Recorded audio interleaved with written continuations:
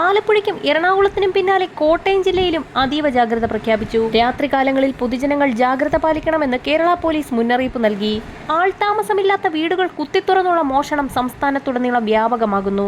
കഴിഞ്ഞ ദിവസമായിരുന്നു കോട്ടയം ജില്ലയിലെ കല്ലറ ചന്തപ്പറമ്പിൽ ആൾതാമസമില്ലാത്ത വീടുകളുടെ വാതിൽ കുത്തിപ്പൊളിച്ച് മോഷ്ടാക്കൾ അകത്തു കയറാൻ ശ്രമിച്ചത്. ഇതിന് പിന്നാലെയാണ് വൈക്കത്തും പലയിടങ്ങളിൽ മോഷണ ശ്രമമുണ്ടായത്. കള്ളനെ പിടിക്കാൻ ഉറങ്ങാതെ കാവലിരുന്ന വീട്ടിൽ തന്നെ കള്ളൻ കയറി. വൈക്കം വെള്ളൂർ സ്വദേശി ഗോപാലകൃഷ്ണന്റെ വീട്ടിൽ നിന്നാണ് 25,000 രൂപ മോഷണം പോയത്.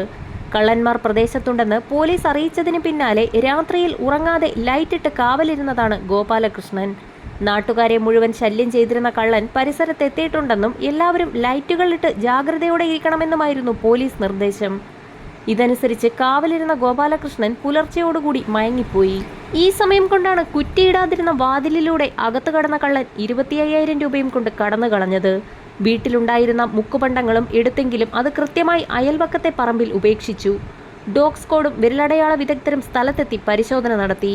കഴിഞ്ഞ ദിവസമായിരുന്നു ആലപ്പുഴയിലും എറണാകുളത്തും മോഷണം നടത്തിയ കുറുവ സംഘത്തിൽപ്പെട്ടവരെ പോലീസ് കസ്റ്റഡിയിലെടുത്തത്. എന്നാൽ കുറുവ സംഘത്തിൽ 14 പേരോളം ഇനിയും പുറത്തുണ്ടെന്നാണ് പോലീസ് നിഗമനം. അതിനാൽ തന്നെ രാത്രികാലങ്ങളിൽ സംസ്ഥാനത്തുടനീളം പൊതുജനങ്ങൾ അതീവ ജാഗ്രത പാലിക്കേണ്ടതാണ്.